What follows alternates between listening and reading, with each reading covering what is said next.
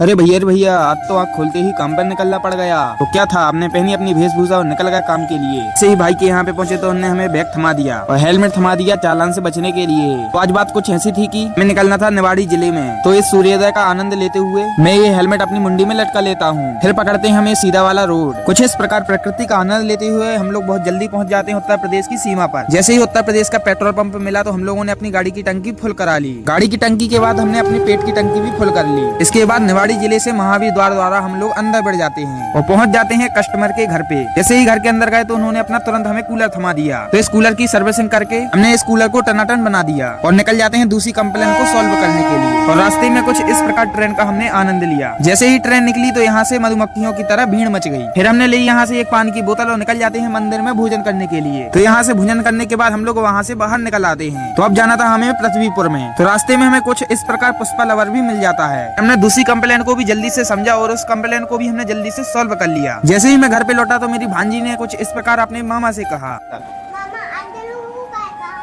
मामा अंदरू है का।